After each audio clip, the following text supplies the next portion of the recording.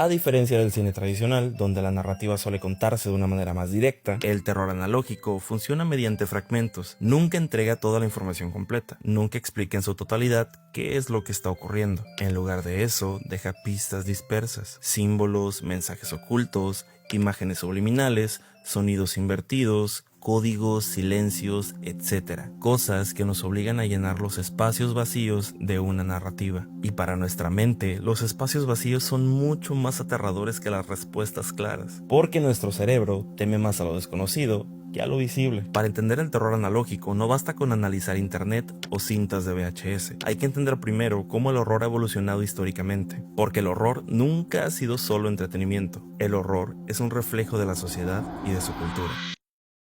Cada época produce monstruos distintos porque cada época le teme a cosas distintas. En los años 20, películas como Nosferatu representaban el miedo a lo extranjero, lo desconocido y lo monstruoso.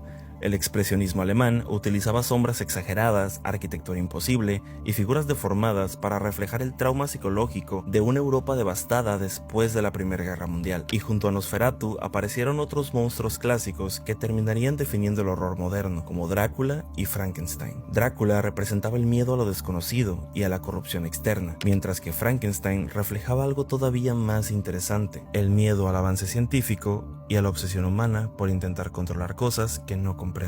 Décadas después, durante la Guerra Fría, el horror empezó a obsesionarse con invasiones invisibles, paranoia política y amenazas internas.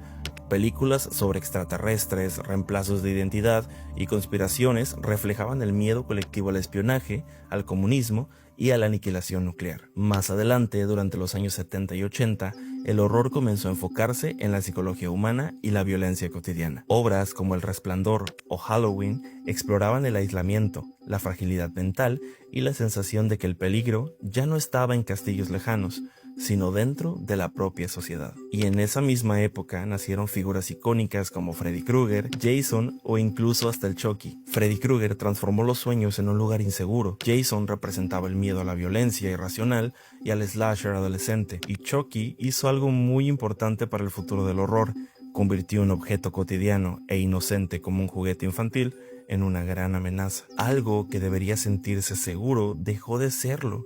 Y justamente esa idea sería una de las bases emocionales del terror analógico años después.